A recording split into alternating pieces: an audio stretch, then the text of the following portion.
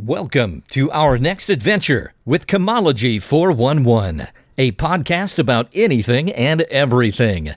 Kim and her guests will take you behind the scenes, behind the story, or behind the bar.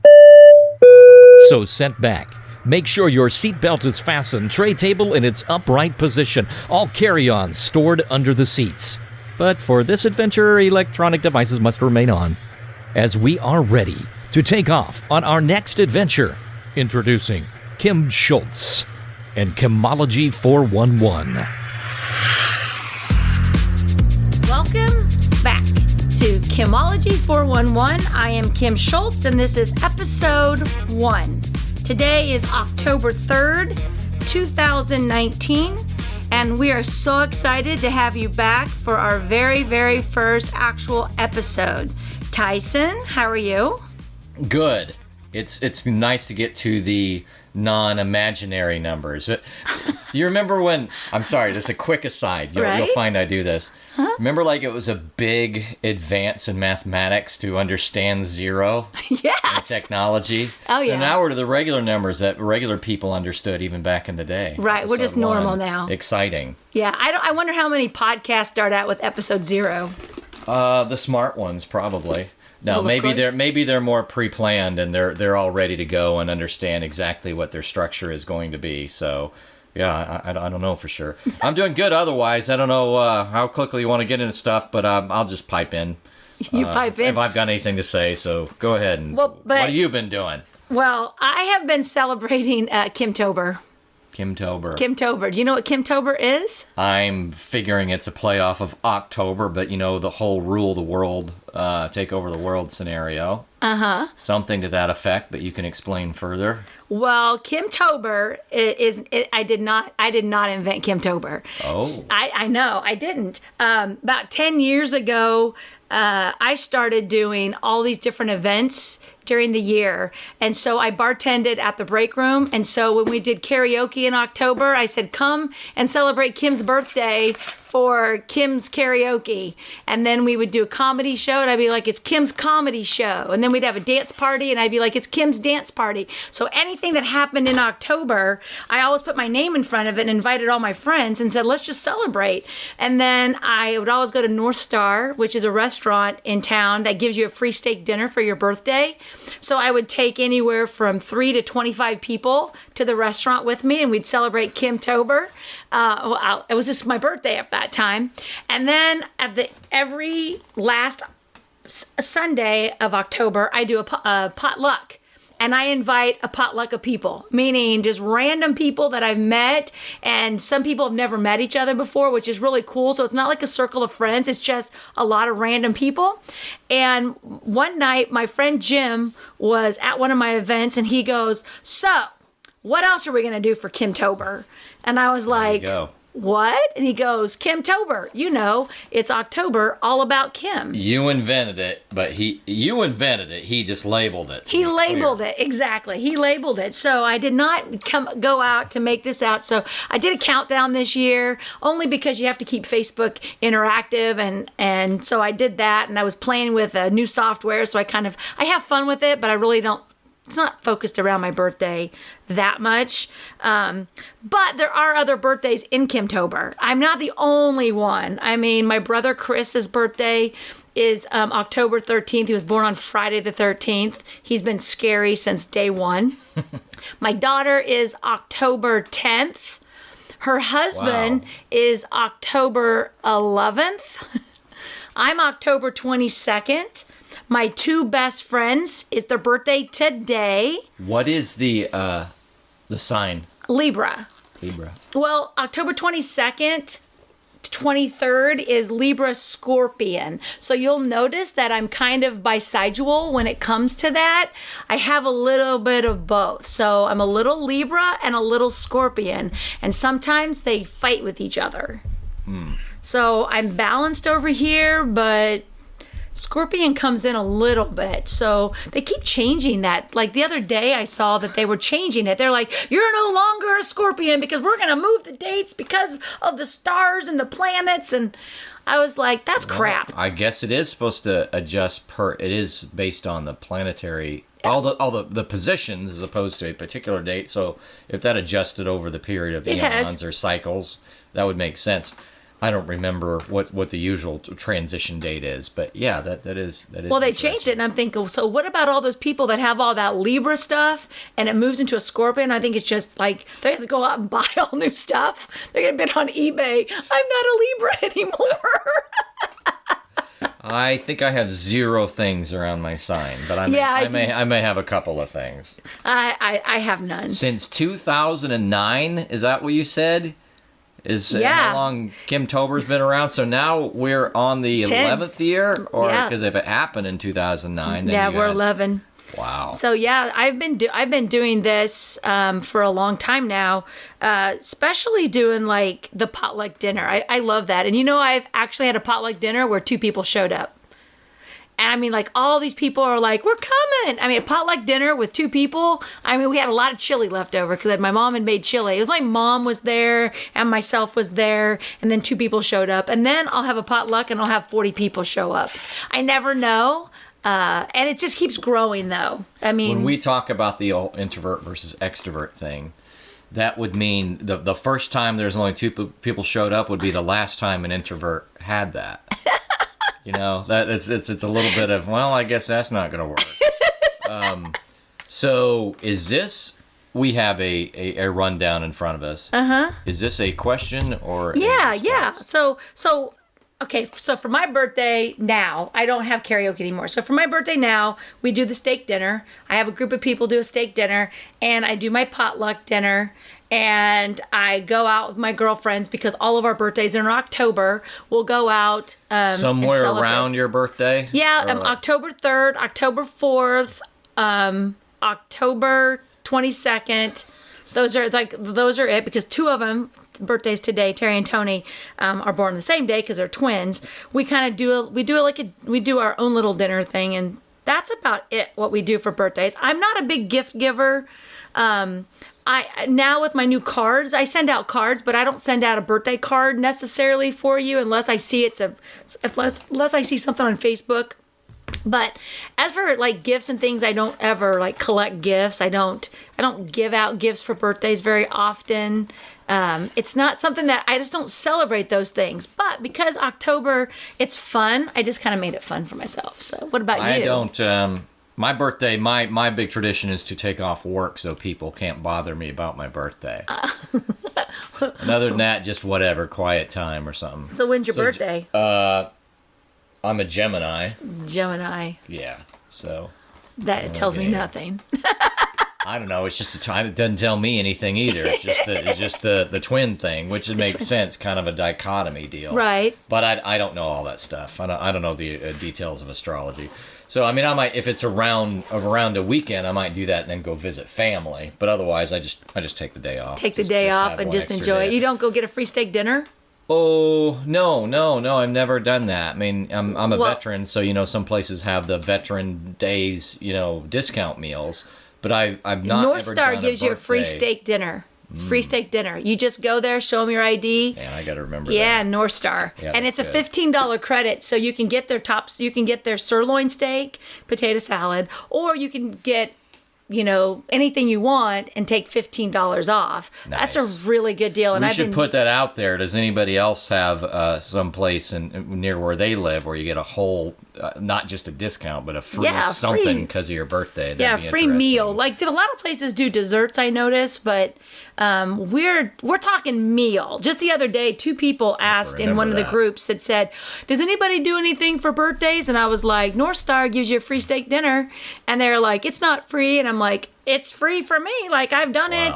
I've done it since 2009. I've been literally going there. I have a Facebook event where I invite all these people to it, and that's a good way to remember it too. Yeah. So but I'm also promoting them as well. So that's kind of what I do in Topeka is I promote. So not only when I talk about my steak dinner, I'm literally telling people go to North Star with your family to eat it. It's kind of a marketing thing that that's what it's for, and that's what I do with it. So I need to go out to North Star on your birthday, and they're closed on Monday. So if your birthday falls on Monday, you can go on Tuesday.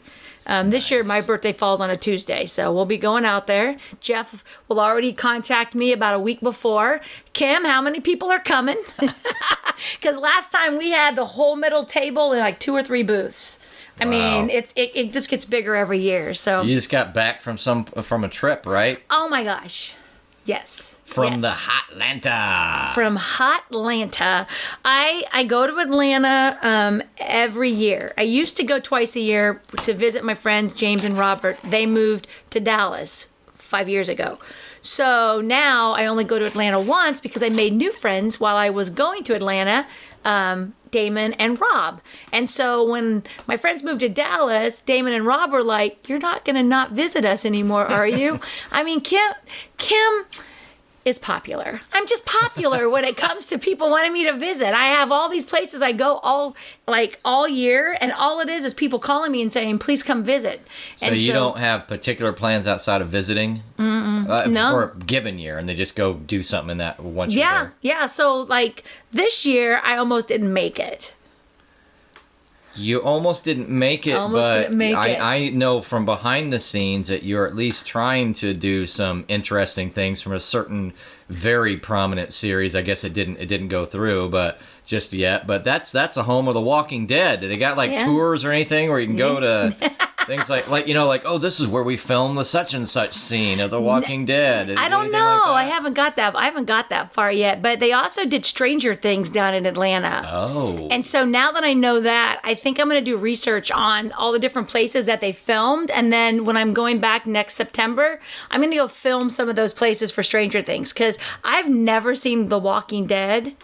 Ever. But you have seen Stranger Things. But Stranger Things is one of my favorites. And I was an early adopter of Stranger Things, but I haven't watched the second season yet because I just I know how this works. It can't live up to just the wonder of the brand new series and this innocence, and this 1980s, Spielberg feel, but then it also got dramatic. But then I had somebody else say that the second season is actually third season is even better. The second season, you're exactly right. Like the first one is that nostalgia because you're just not used to seeing everything so exact like that time. But the second one gets a little bit more dark and a little bit more but the third one is I didn't even know if the third one is out, and it's darker, but it's better because now you're adapted and you've got to know the characters, and it's so good. It's interesting because those series, when they're real kids, and that's what was cool about the first season, was that they're real kids, and it worked. But then you kind of wonder how they're going to deal with the fact that these kids are actually growing, Right. So you didn't quite connect up with that. I didn't get to do that. I didn't get to do that this time, but what that was, I can't remember if we say you were potentially going to interview someone with The Walking Dead. Yeah. I was going to, my friend Kent Wagner lives down there, and he got called away, so he could not do it. I was going to I go to Dallas in November, and I was going to try to meet up with Paul T. Taylor. He is Pinhead on Hellraiser, like the third one. That'd be but cool. He is filming a movie, and so he's not going to be there either. But I can guarantee you that I will have interviews with them. So in the meantime, then, while that didn't work, you were hanging out with your friends. And hanging out with my friends. Went to a couple places you hadn't been to before? Yeah. So we found Tiff's Treats, which they deliver hot cookies to your house. Or your office, not your house, but your office, I guess. So you could order catering of these cookies and they come hot. But they have these little stores and they have ice cream sandwiches and they heat the cookie up and they put the ice cream in the middle of it and it's just enough. Oh my gosh. Ice cream sandwiches are one of my favorite things. They had a chocolate chip cookie and a white chocolate macadamia nut cookie on the thing with the ice cream.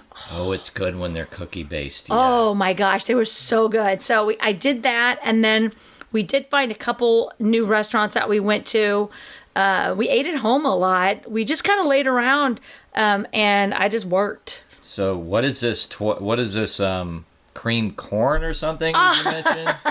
Okay, so Diners, Drive-Ins, and Dives. I don't know if you've heard of it. It's a little show. Yeah, I've heard of it. Now, do I ever see it? No, but No. but I've heard of it. Yeah. Well, when I started going down to Atlanta, I say see it. I've seen clips. It's like everybody else, but I've never watched. You never watched it? Particularly watched it. Yeah. I've watched it, and I've actually watched this episode. But when I started going down 12 years ago, I went to Matthew's Cafeteria. And James goes, you have to go to Matthew's Cafeteria. It's in Tucker, Georgia, and it's on Diners, Drive-Ins, and Dives. And so I said, okay. So I went there, and I don't know how I even picked it out, but I picked out the cream corn.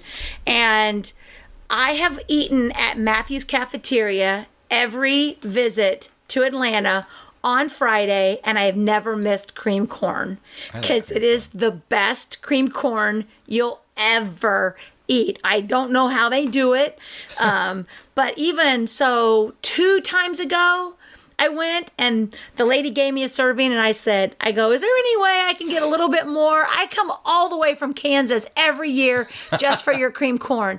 And she goes, when you're done, come back up and see me. And I was like, okay. So we went and we ate, and I walked over and I said, thank you so much. And she handed me a styrofoam container of cream corn to go home with me. Nice. I was in heaven. And then Damon and Rob were like, we're having a barbecue. We're having people over. You want to serve your cream corn?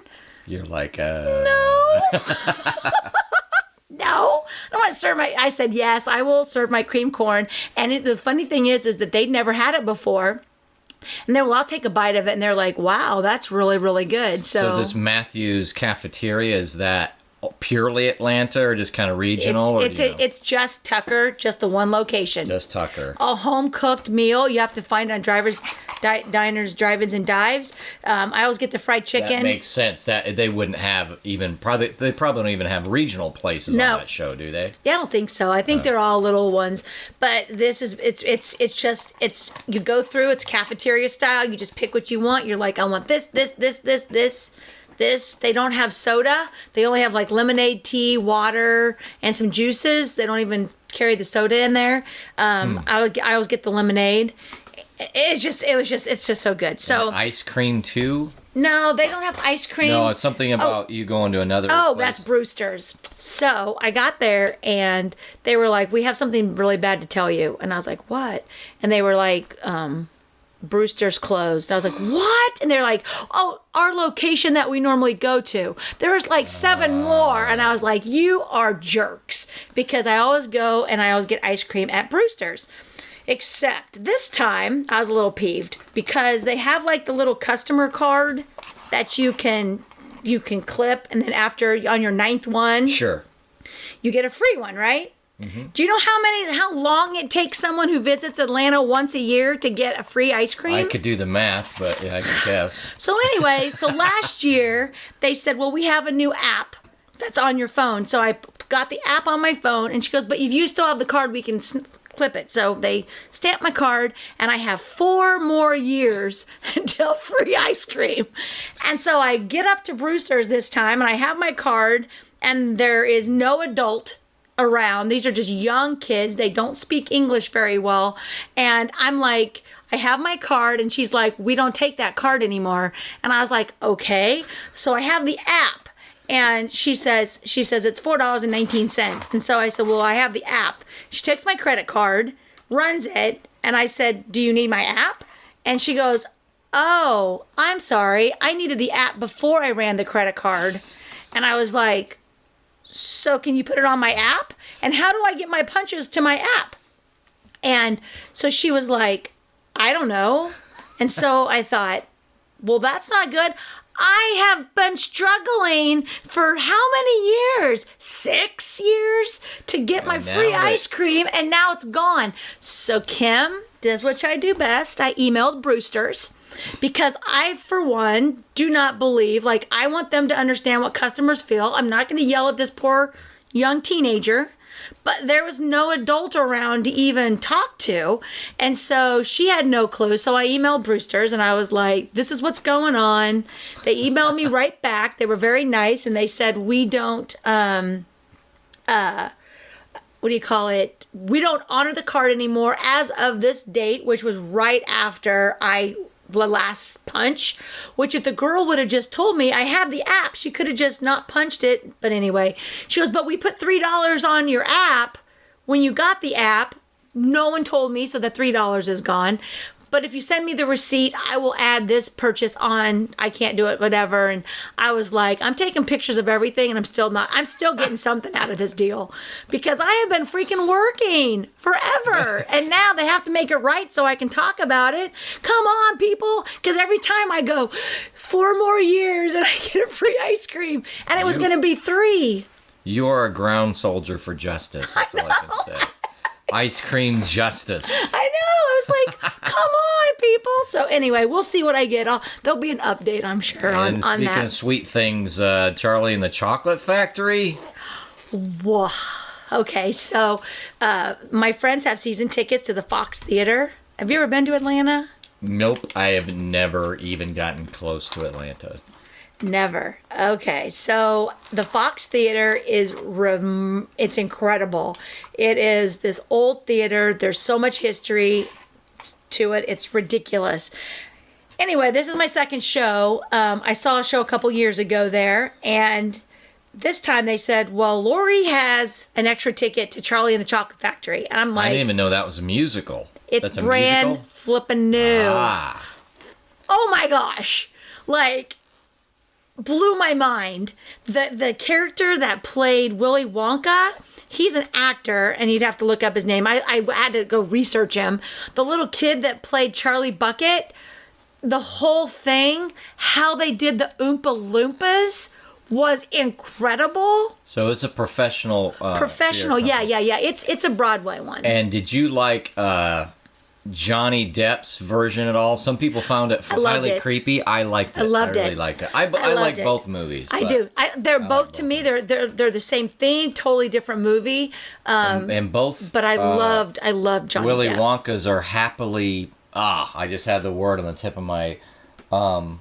Happily disturbing. Like it's Right. gleefully disturbing. I don't know how to exactly say that, but they're both just slightly off the rocker and smiling about it, and they're fun. In the musical, Nailed same it. thing. Nailed and it. this actor, the comedy points, you've been in shows before, you know how some comedy is just there. It has to be there or it's not going to work. The timing, you mean? Timing was there on the jokes. I mean, the sarcasticness, it's, kids were there, but there's adult parts of it. It's not a child show.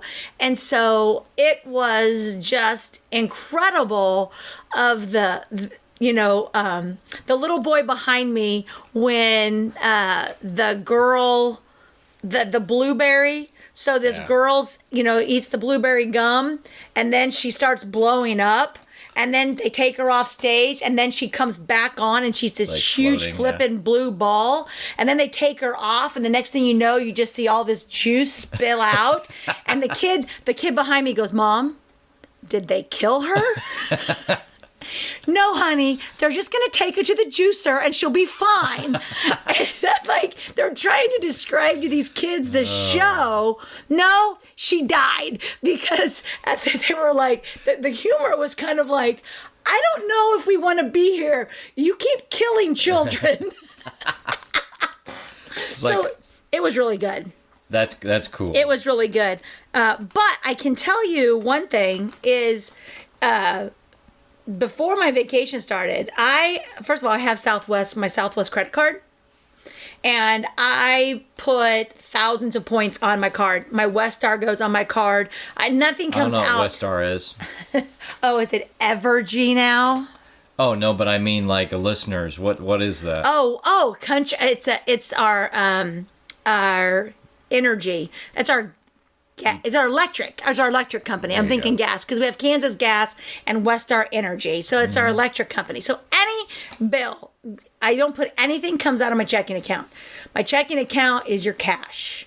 And we'll go over an entire segment about why are you not making money on your money if you're responsible, because I fly 5 times a year for free. I don't know. Yeah, I'll have a lot to learn. Yes, I will teach you how to do that. You'll be taking trips.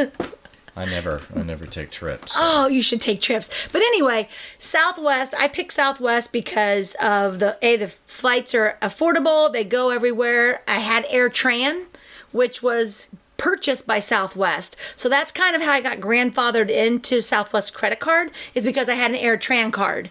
And then Southwest bought them, so I have that card. So I fly for free for all my trips. And this trip, and my points are precious to me.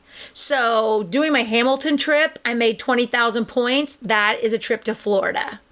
During my Branson trip. I'm looking forward to this episode, just so you know. Yes, my Branson trip, I will get a trip to Dallas just by me charging those and paying them off and all that stuff. So this trip, it's not expensive to fly to Atlanta.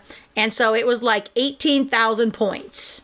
That sounds like a lot, but like right now I still have 53,000 points on my card. And like I said, I spend a lot of money on my credit card. Not all my stuff, but sometimes. Anyway, so just remember 18,000 points round trip ticket. You have to know that. So I get up and I always set my alarm for 24 hours and 5 minutes before it's time to check in, because you have to check in to get your letter. Because on Southwest, you have to get a letter and then you line up to get on. There's no seats that you don't pick your seats. So there's A, B, and C. So you check in, and then if you get A, you're like, window seat. And if you get the first part of B, window seat. But if you're in C, center seat. So you want to get up, and you can pay to automatically check in, but I don't pay because I know that I'm going to be on there. So my alarm goes off. I got finished with my last meeting of the day. I'm in my car and I go to check in and it says, you can't check in yet. I was like, what? You can't check in yet. And I looked down. Well, about 3 weeks before, I was leaving on Thursday and coming home on Tuesday, and they called me and said, we have Willy Wonka tickets. So can you get here on Wednesday instead? So I went online. I changed my flight. It's very easy. Southwest doesn't have any change fees. I changed my flight to Wednesday. I was like, score. Everything was fine. Except when I went to check in, my flight was on Thursday. So I'm freaking out. So I immediately call Southwest and they answer the phone and she's like, hi, this is Southwest. How can I help you? And I go, I'm freaking out. And she was like, I'm sorry. I go, no, you don't understand. I'm freaking out. I changed my flight. I have to leave tomorrow. Now my flight says Thursday. And I'd already looked up to see if my flight on Wednesday was still available. It was 30,000 points if I wanted to go online and just change one leg of a flight. 30,000 points online. I said, and it was like $500. $500. What? So I said, I'm freaking out. This is what happened. I changed my flight. I know it. I fly all the time. I don't think I did anything wrong. I'm freaking out. And so she, tap, tap, tap, tap, tap. She looked at it and she was like, okay, well, I can get you the same flight on Wednesday for 23,000 points. I was like, what? And she was like, 23,000 points. I'm like, 30. Okay, well, that's still better, but I paid 18,000 points for round trip. 23,000 points is my trip to Florida, which is in January. I said, well, I have to leave on Wednesday, so I guess I'm going to have to do that. I just won't do I won't do my trip to Florida. And so she was like, hold on just a minute. So she was gone for about 10 minutes. And I'm just sitting there and she kept, going, hold on. Let me put you on hold. And she came back and she goes, I didn't need to be put on hold. As soon as I put you on hold, I figured out what I did wrong. I was able to get you switched over for no cost. And I said, are you kidding me? And she was like, yeah. She says, you get a one-time thing and you've never used it before. And you do fly a lot with us. So I got you transferred to Wednesday. I was like, good. Thank you so much. Because it was going to be 18 plus another 23. Yeah. And so you said you had 23 left out of 50. I mean, 23 would have been out of your 50. Out of my 53. And that was my Florida trip. So didn't cost anything. So I get off the phone. Now it is 30 minutes after check-in time, and I'm thinking, good gracious, now I'm going to be a C. Nope, B35. What? I was like, somebody was on my side. So B35 is good because that's basically the first half, or yeah. It's like I got a window seat. B35 nice. Is good. And so it wasn't a full flight, but I still got on. But then it even gets better because I get to Atlanta. I fly in at 8:50. It's like 11 o'clock at night. And I like I said in the first episode 0, I follow signs. And signs, like, things happen to me all the time. And if I don't pay attention, I could totally get screwed.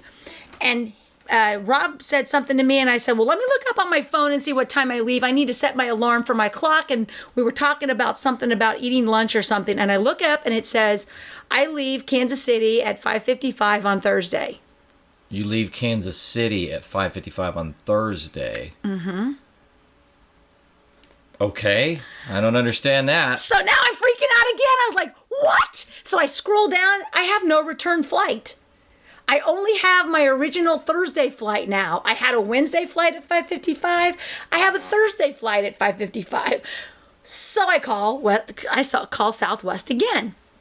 And this time I was a little bit of a hold because I don't think as many people at 11 o'clock are working. And she comes on, so I'm telling her my story. And she was like, she goes, okay, where are you right now? I'm like, I'm in Atlanta. I just want to go home on Tuesday.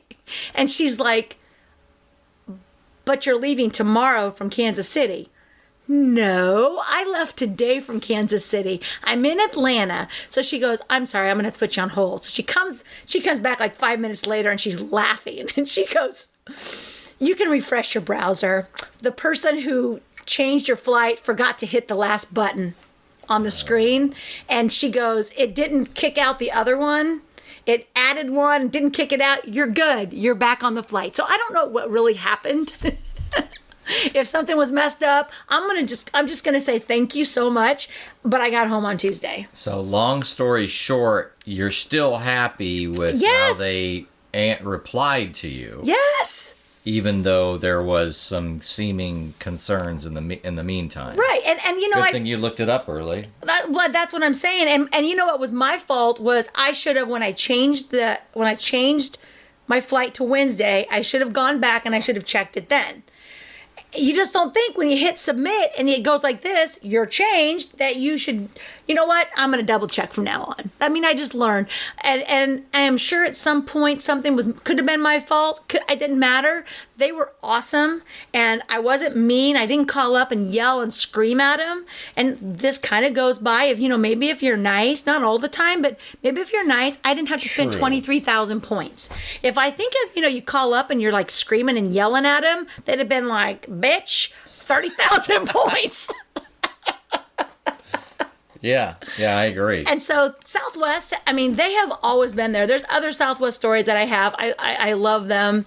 And I will send them an email and I will tell them about this experience, because my last time I did this, they actually gave me vouchers and they used my recording, because I actually talked to them on the phone, for training purposes.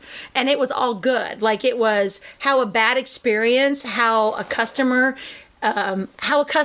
looked at it, and then what they did right and what they did wrong. I told them, because I'm smart enough. That's what, like, I do business development, so I can tell you when you do something wrong.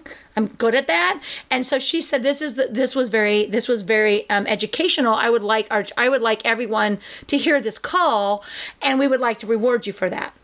Nice. So I'll send them an email, because I thought the way they handled it was great. So I got back from Atlanta just in time for about 3 more weeks of the daylight. Are we on?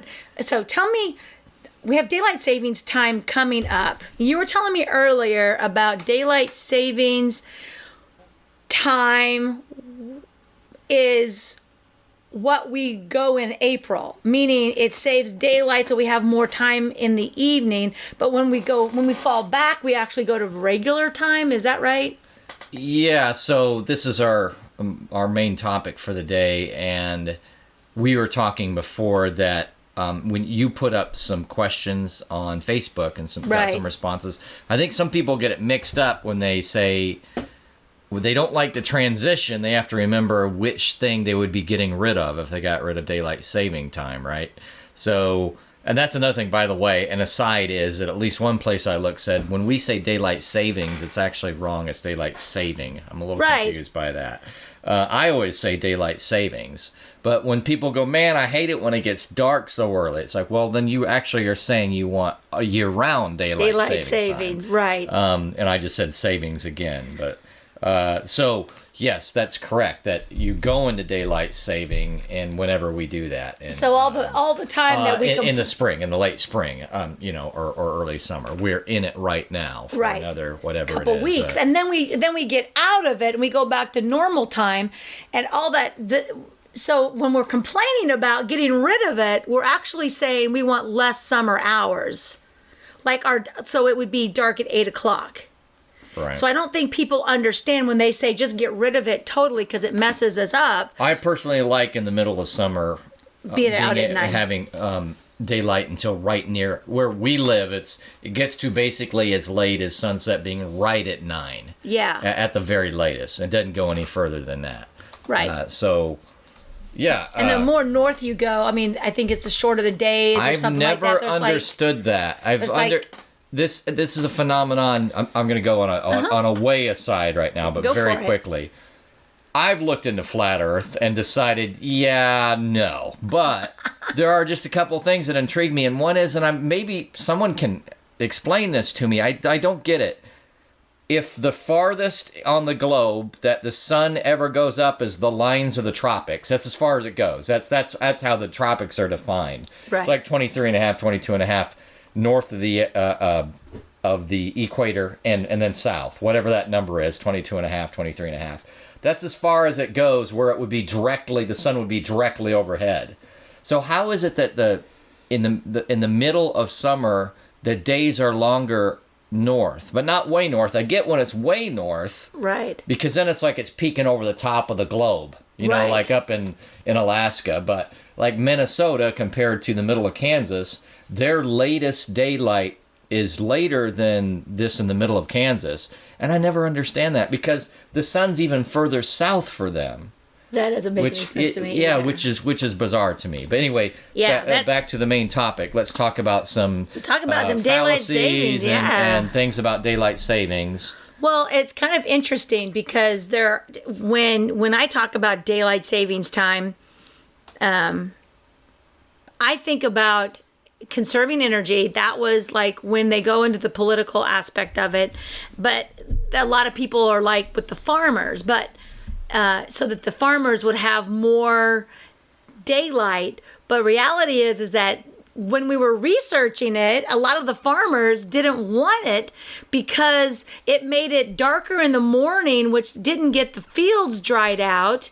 And then by the time the fields got dried out, they had less time to farm because they're going to be done. They're going home at 5 o'clock. So, that extra hour didn't help them because they're not farming. I mean, I guess if you're a small farm. And they specifically didn't lobby for it either. Right. So they were against it because it would take longer in the day for the dew to dry up, like you said.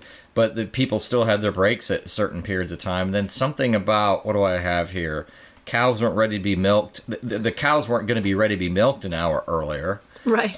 So that didn't help them. So they actually led the fight in about 1919. This first started in about 1918 as a wartime measure in the U.S. and in other countries. Right. I read that Germany started right. it at like about 1916 or something. Yeah, something and then like that. Literally, and this is kind of a austerity measure for war.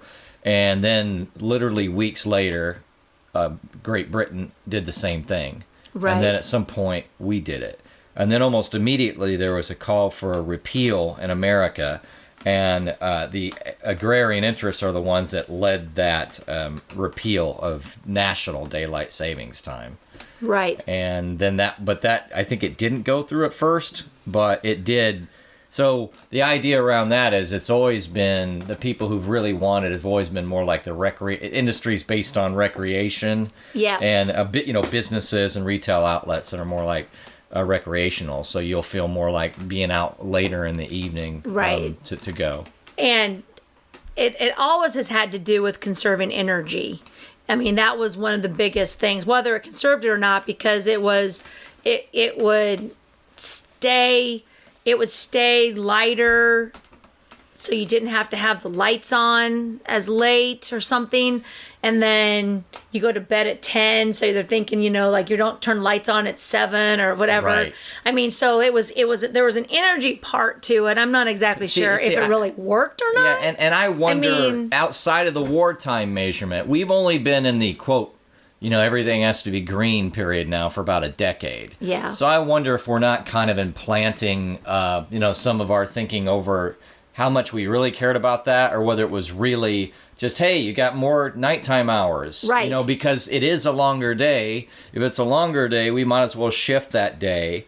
And supposedly Benjamin Franklin did first talk, I shouldn't say first, he was someone who talked about it, but it was really some parody he wrote back in Paris, where it was more, according to something that I looked up, he penned a satirical essay after being woken up from sleep at 6 a.m. by the summer sun. So for him, it being later would have been more pleasant. And this one side I have, so that he was erroneously given the honor of, quote, inventing daylight saving time, but he only proposed a change in sleep schedules, not the time itself. And as a daylight saving, it's just literally a grammar thing, right? Because it's supposed to be acting as an adjective, and since the singular is daylight, it would be like daylight saving, not daylight savings. But I always say it's saving. Yeah, I think maybe that's another thing you put up on Facebook. Right. Have you ever said savings? Well, I'm going to put that up there right now. Do you tend to say saving? You keep talking. I'm going to put it up. Okay, she's going to put that up right there. And so we talked about, there was actually an Englishman, you saw this in your research, his name was William Willett, and he had all kinds of money. This is back in the early 90s, and he liked the idea of moving clocks forward by 80 minutes, early 1900s, I think I just said 90s, early 1900s, like 1905, and he's like, we should forward them 80 minutes so we literally have more daylight. And he even published some good amount of it. I should say he used a lot of his fortune. He was kind of a zealot for it. And he published a brochure called The Waste of Daylight. So that was really more about recreation then. So it really kind of started, a lot of people kind of thought the recreation. And then I think some of the kind of, I don't want to say propaganda because that sounds too strong, but some of the selling point was more supposedly that it helped the agriculture, but a lot of the agriculture people didn't really think it did. Right. And then just purely to your point, as an energy savings for an austerity measurement in war. Well, I can remember, like, every time, this has actually had to go through Congress, and then different presidents have had different things in short periods, and it's just always been a part of it. And one of them was that they said, okay, so you can either do it or don't do it. And so, like, you had all these different cities and stuff at some point, and the really weird thing about it is like, it was like in 1966, which is when I was born. And so all this stuff happening, like, I was a child, so I really didn't know that it was going on. But they said at one point they had to go ahead and change it because airplanes and meaning standardization. Yeah, to standardize it because every city and all the different places were like, we're going to do it, we're not going to do it. Well, how do you know when you're driving around? Because now our clocks would change automatically. Could you imagine your watches that change, or your phone having to change every 24 miles to a different time because they do daylight savings, they don't do daylight savings? And it used to be that way, evidently. And you're right, it was 1966. It was called I just had it up here, the Uniform Time Act. Yes. Yeah, so they were like, okay, you guys, let's get on one page. We're going to do some exceptions, but we all need to do it. And there's still some people that don't do it. And I still... Yeah, so regarding that, then maybe you guys can tell us differently. And the world is a little bit different thing. I did have that information up, but I don't have it up now. But Hawaii and Arizona don't do it, except for the Navajo Nation. I think that's saying that the Navajo Nation inside Arizona does do it. Hawaii and Arizona do not do it, and the U.S. territories also do not do it, like the American Samoa, Guam, Puerto Rico, etc. Right. Some Amish communities and the like don't do that. This says around the world, about 1/4 of the world's population, not necessarily the map, but the population, observe daylight saving time. And then as to your deal back before it got standardized, it was very interesting. One place I looked said that you could have, it's not that daylight savings in the middle, daylight saving Right. in the middle of the season wasn't the same throughout Iowa, but the enactments of it were at different dates. Like, when did it start? You could have, like, in Iowa, there's like 26 different times as far as when it started. Like, maybe this one starts in April, 30th, and the next one starts in early May, that type of thing. So you could take like a bus trip to all those when you're getting that gaining that extra hour at the bar. You could be taking Right. That's the only thing with daylight savings time that I really enjoyed was when you went to the bar and it turned 2:00. It was really only 1:00 because you're like, 1 extra hour to party. Right. Now I'm old. 22 different pairs of start and end dates in Iowa alone. Oh, wow. Was that before 66? Yeah. Before they changed it? 1965. Gotcha. And look at this. Let's see if this is right. It said, this is weird. But to your point of traveling around, here's an example. Even St. Paul even started its daylight saving time 2 weeks before its twin city, Minneapolis. Passengers on a 35-mile bus ride from Steubenville, 35-mile trip from Steubenville, Ohio to West Virginia passed through 7 time changes. Now that might have been popping back and forth, but it was still like, just don't pay attention. Don't pay attention. We'll tell you what it is when you get there. Right, exactly. So it's like, how long does it take you to get there? 2 hours. We're gonna get there at 7:30, but we leave at 2. Don't just the middle of the trip. It's best not to ask what time it is. Exactly. It's like a weird time travel moment. Just go to sleep. Speaking of traveling, do you consider sleep time travel? I consider it a minor form of time travel. That's right. You got like 6 hours. You know what? I'm just going to make this like a conscious half an hour. I'm just going to sleep for a long time. Wake up when we're there. And it seems like only when you fall to sleep at night, it seems like you've only been asleep for 30 minutes. But you've been to sleep for 6-7 hours. Yeah, I've got a guest right now, so I've got different sleeping patterns right now. I'm doing okay. I'm glad to have the guests. Right. But as to your energy, did you have anything specifically? I've got something cited here, whereas you said it's never really conclusively pointed that. So advocates try to use it as though it's going to save energy. But the other thing you think about, the other factor of what, even if it did maybe kind of seem even, like maybe it saved energy, maybe it didn't. Well, what has changed in the last 15 years that would change that? When you think of traditionally mid-20th century versus Right. now as far as energy savings. Yep. Yeah. Compact fluorescents. Yeah. They've been around for a while, right? So what, they only take maybe 10% of the energy of incandescence, right? Yeah. Yep. So whatever slight change is a lot different, for them to run another hour. Right. Right. Yeah. So if there's other extra cost as a result of it, it's less now. So, Well, I like how we have to have an excuse for something, as opposed to saying, we just want more summertime. We just want more daylights, That's it for me. we have to come up with all this stuff and all these people. But what I think out of the whole segment is, are you willing to lose your hour of summer to get rid of it? because that's what you're asking for. When they say get rid of it, they're saying we don't want it to go forward in April so that we have that extra hour in the summer.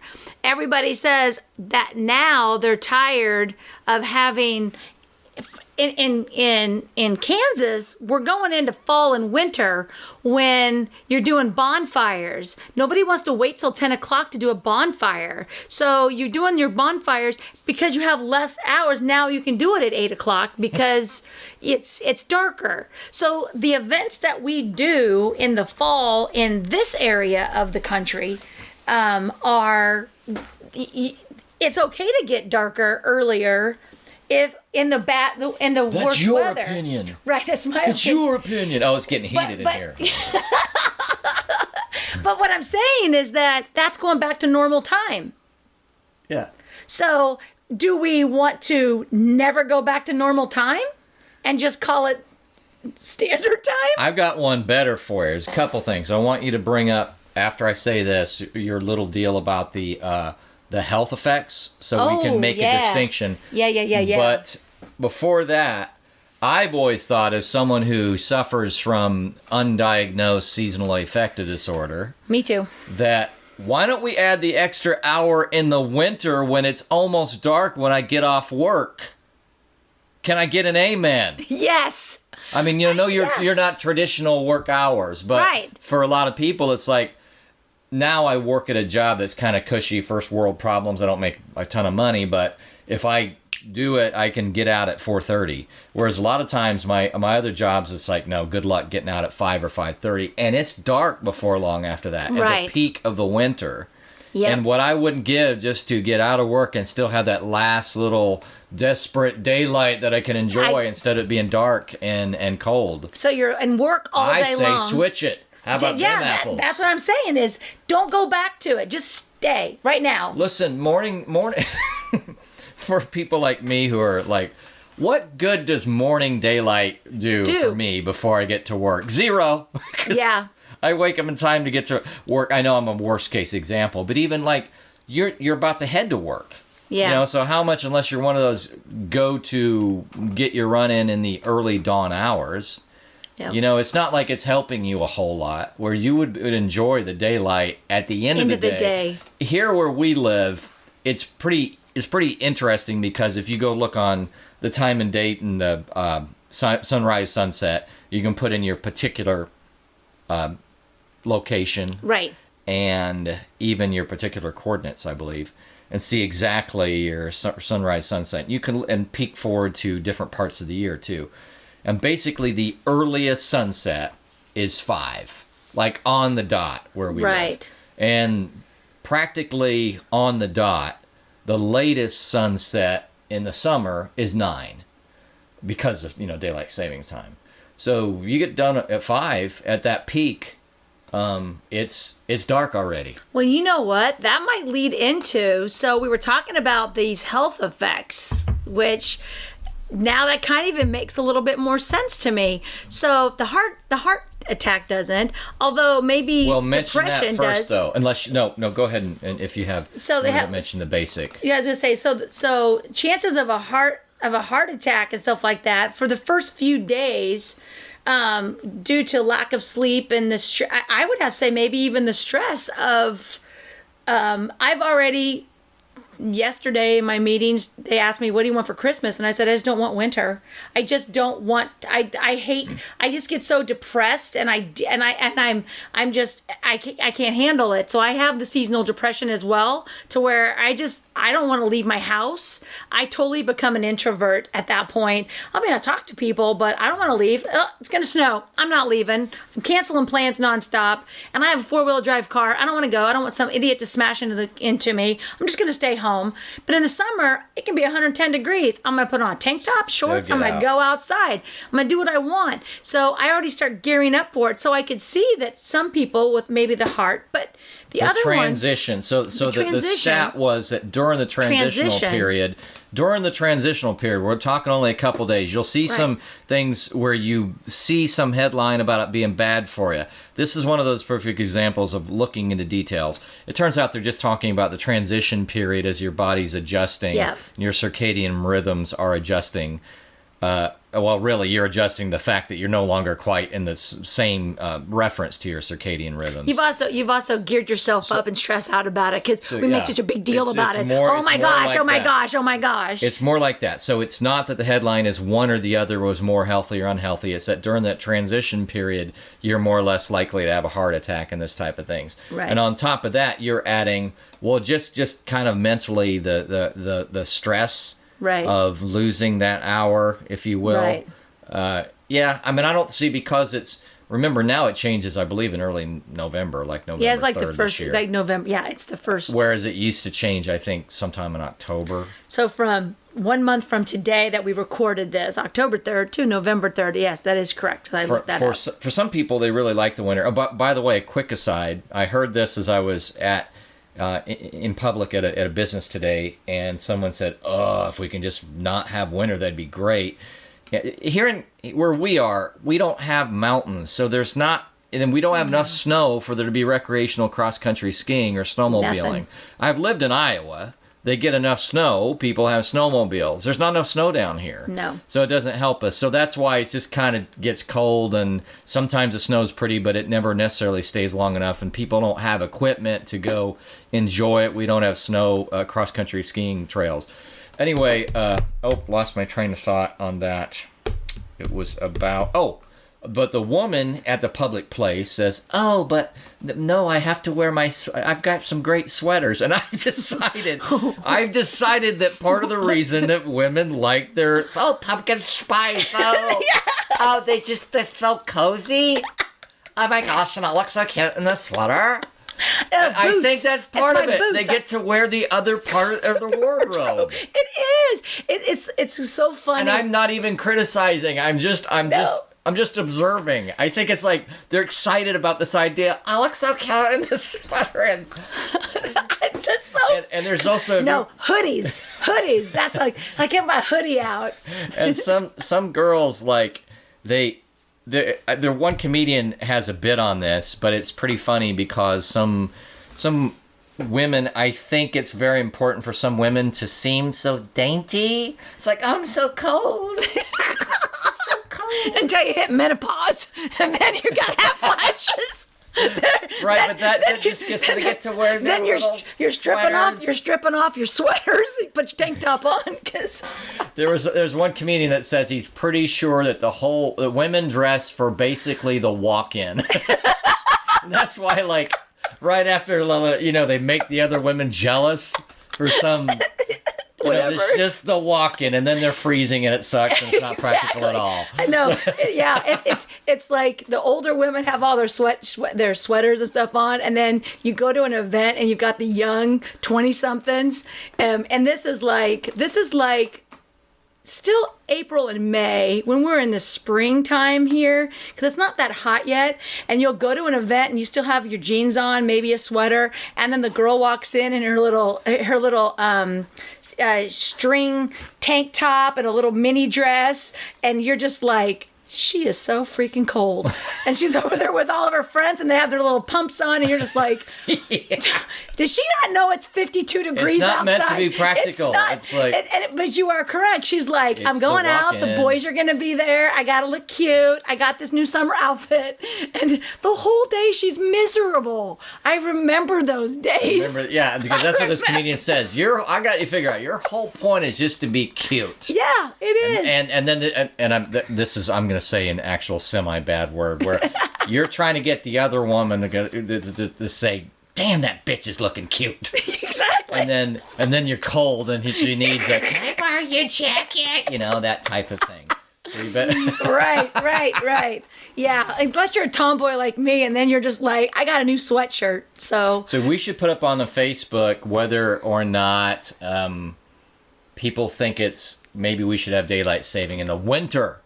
I'm ahead of this, man. Yeah. Well, so when should we be or changing if we don't this? put it up, just you can post it yourself until we remember to put it up.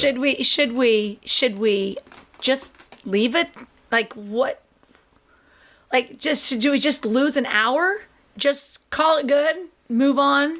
No, I think we'll always have standard. I just don't think they'll get rid of standard because some scientists will be like, no, that's the basis of how we determine time on a planet that rotates, that type of thing. You know what I mean? And then the problem is that if some region didn't take it, they could be 2 hours off. So maybe we can go like some parts of the year. No, that's right. Some parts of the year they would match us, and only be an hour off as at the time boundary. And other parts of the year. Now, I guess it wouldn't add the extra hour difference, but so are we thinking standard time is January through like April 15th tax season? Because I'm stuck inside. It doesn't matter. Like just get the holidays over with, and you then say January. Yeah, like January to April 15th, and then if we could do daylight savings all the way until the shortest day, at least, which is around December 21st or 22nd. That's the shortest day. It's not the latest. This is interesting too. The shortest day, as far as daylight, a length of daylight, is not the earliest sunset date.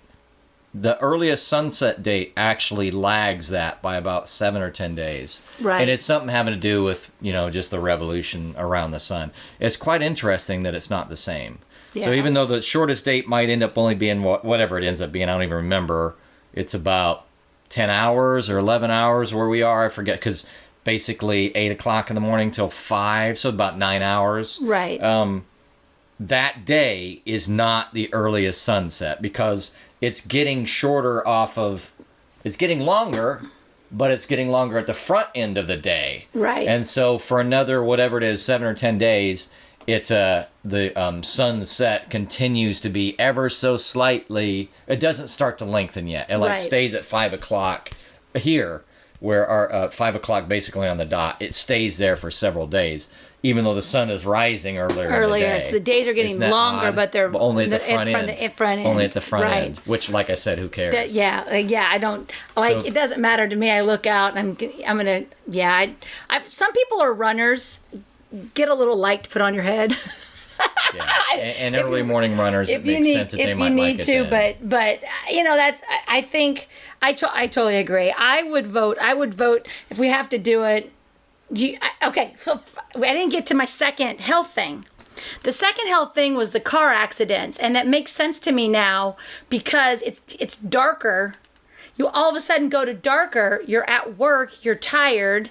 And it's not light anymore. And so it's kind of like when the first snow comes, everybody's freaking going 2 miles an hour because they're not used to not driving on the snow. And then by the 10th snow, they're going 80 miles an hour, going in the ditch, and they don't care because they think they have control over it. Well, I think the same thing maybe with the health thing with the car accidents is the sleep deprivation. You go to work, you're exhausted, you leave work, it's dark, and now you just want to go to bed. And I can totally see that when we were talking earlier. I can see just a simple adjustment period. Yeah. Yeah, I mean, that made more sense to me. Traffic does make sense. Yeah, like you... Anything during the transition period makes sense to me, just so long as people understand it's not that 6 months you're more likely to have a heart attack. I was going to say, when I saw health, I was like, what? Like, no. But then it said, no, it's only 2 days. Like, there's that transition period.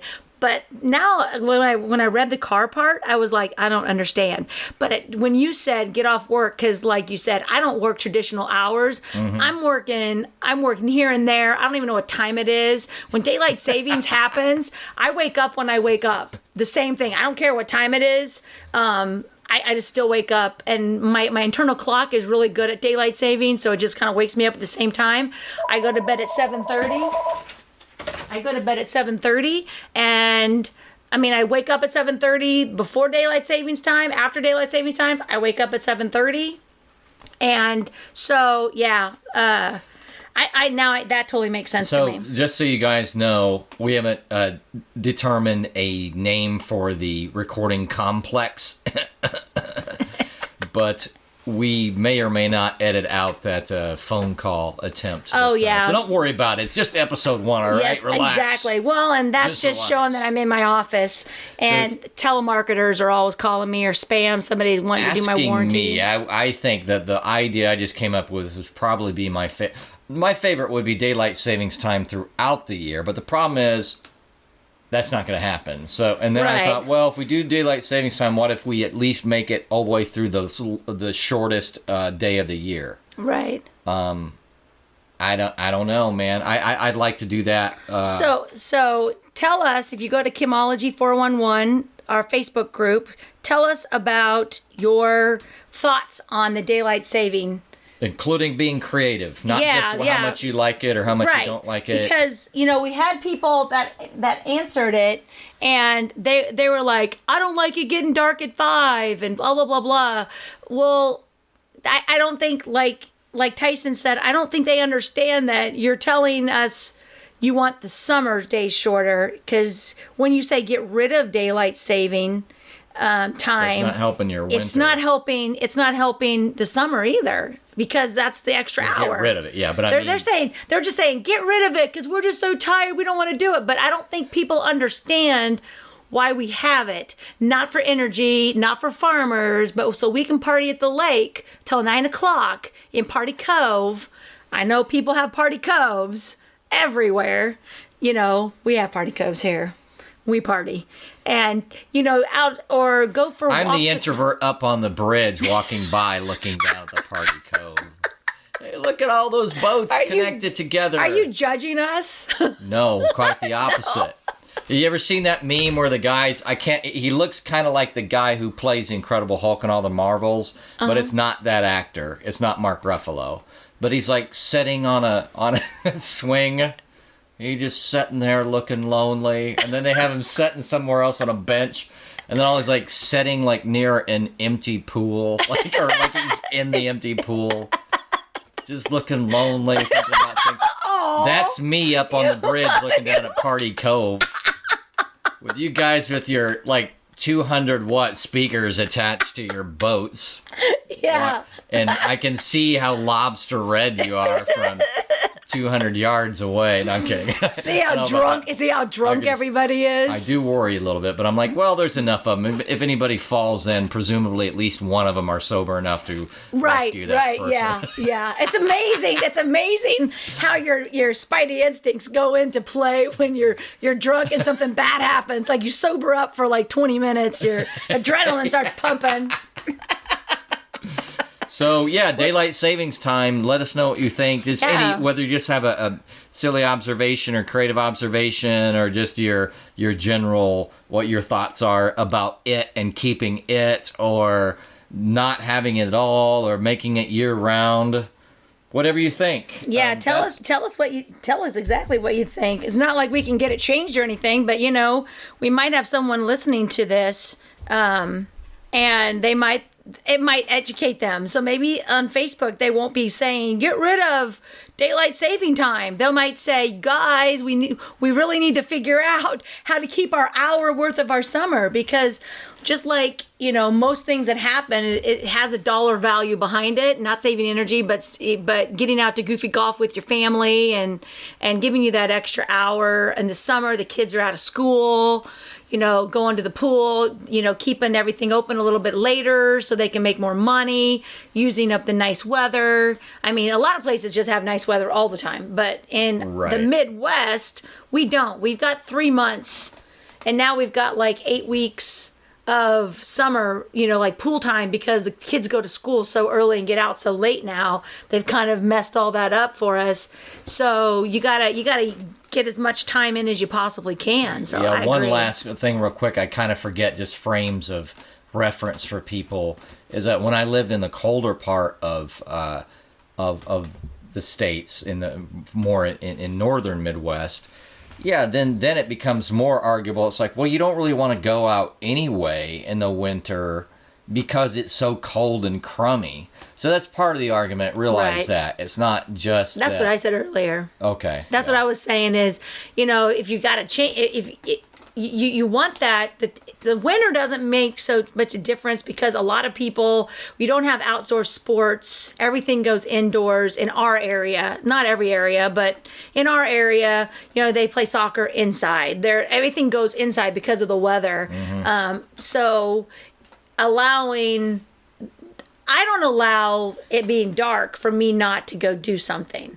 I just don't allow cold and like for the snow. I just don't like snow and ice. That's what gets me. So if we could just get rid of that, I'd be fine. It could be dark. And we're in a part of the country where we don't have as good of indoor facilities. Like you go to Minneapolis and Des Moines and things, and they have skywalks. And, the further you're away from where there are bad winters, the less likely they are to have that, unless you're in a place that's pretty developed and it's so hot they want to keep it indoors. We're kind of that unhappy medium where it doesn't have great facilities because it's too cold to be outside. It doesn't have great facilities because it's too hot to be outside. Right. So we kind of don't have either. Yeah. But that is part of daylight savings too, probably, and as to whether you're tolerant enough, whether you're tolerant of one or the other, is what your weather patterns are like. Right. Okay, that's probably about enough for that one. Let's just do the wrap-up topics. You were talking about your meme. You said your meme about your loneliness. It made me feel very sad for you. Everyone should feel really sad for him sitting over there. Kim's over there partying it all up, and there's Tyson up on the bridge. Literally, that happens.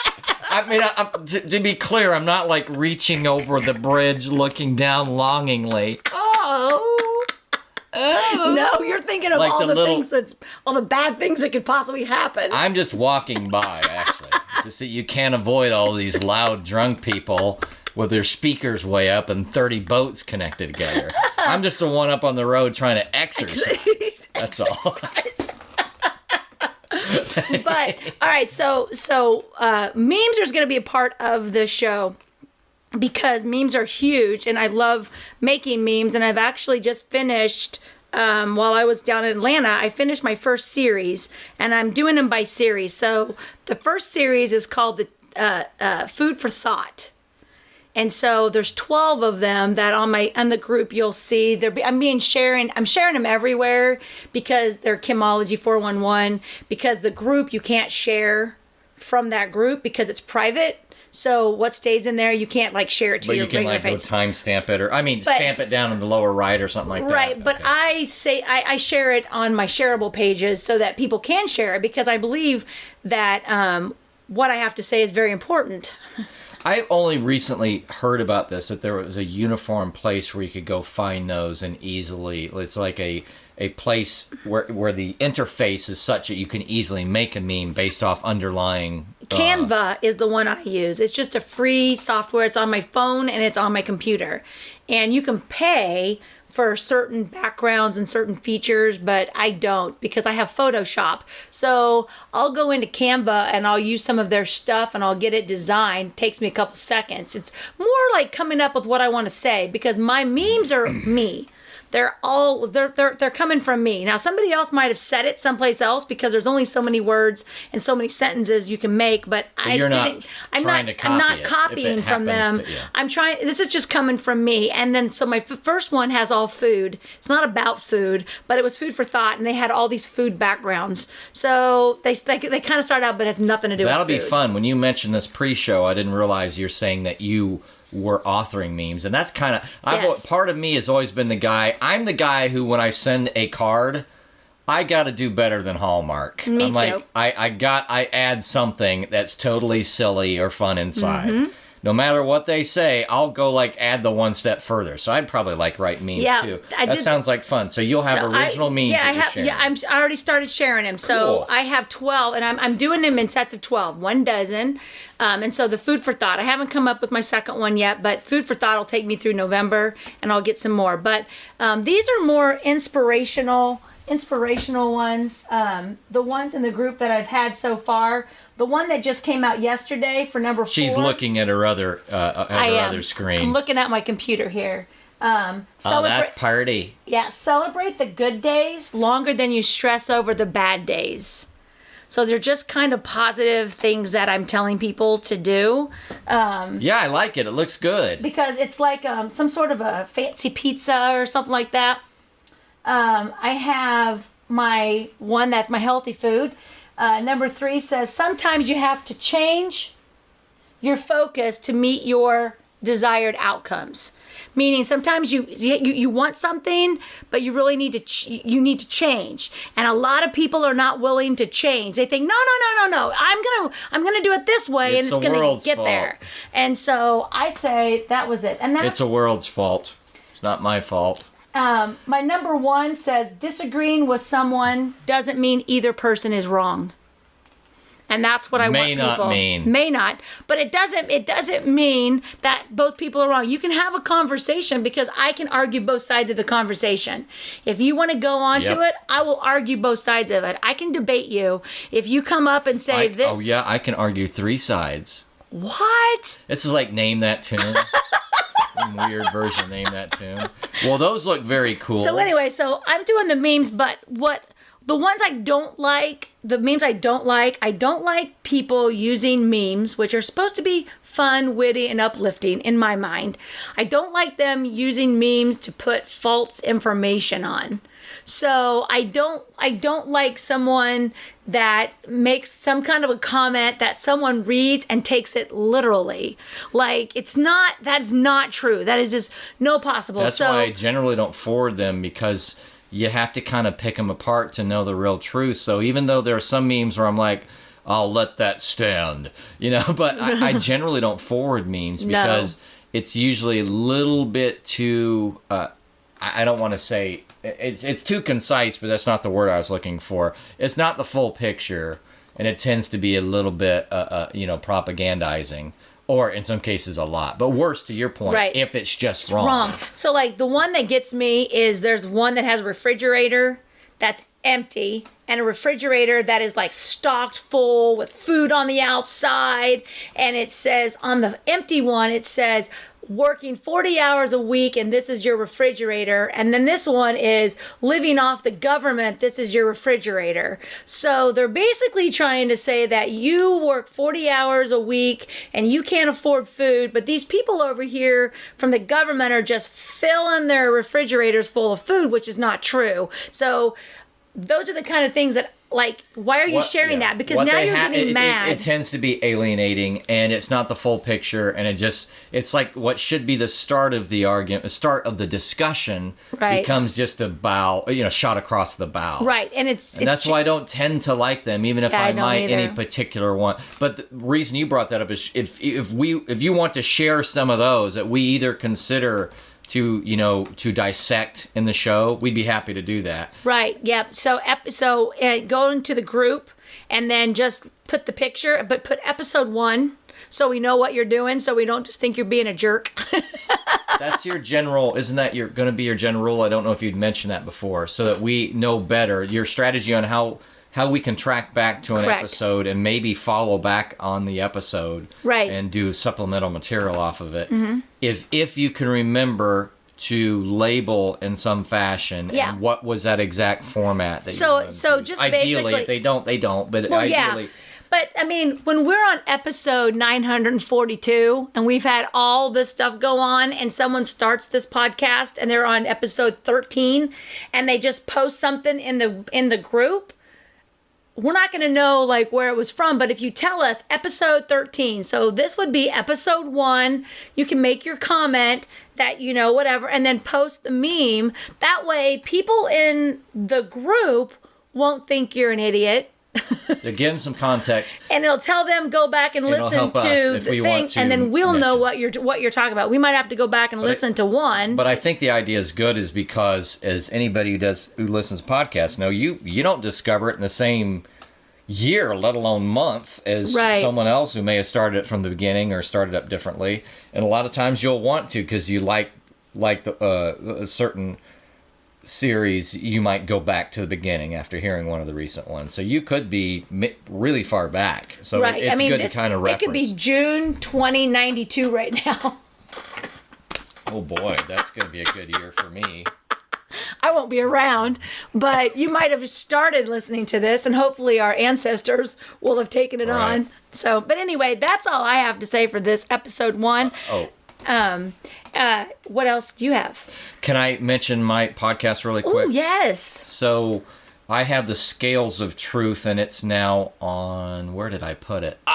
Audio Boom, and that shares to a few places. I'm not sure, but it's called The Scales of Truth with Tyson Harley. There's about 9 episodes up now. The idea was, if you heard it in the introductory podcast, that I started 2 and then life happened, kind of parallel to what happened with Kim. And so I did start a few and then got a different job. It just kind of fell off. So I started that back up again and have several new episodes, but the most recent one is the one, it's in depth. So if you like listening to long podcasts, you're going to get everything you need out of this. If you want something that's just concise, maybe you don't want it, but it is very in depth, and it's on glyphosate, and it's on glyphosate and Roundup, and all the politics and the science behind it, and the truth around whether or not it's dangerous and to what extent. And the famous phrase, what did he know, and when did he know it? I think, was that Nixon? I can't remember what that was. But that's always an important part of understanding something that was, potentially scandalous. Right. And especially if there's so what did they know and when did they know it? What's going on with it? What do we believe?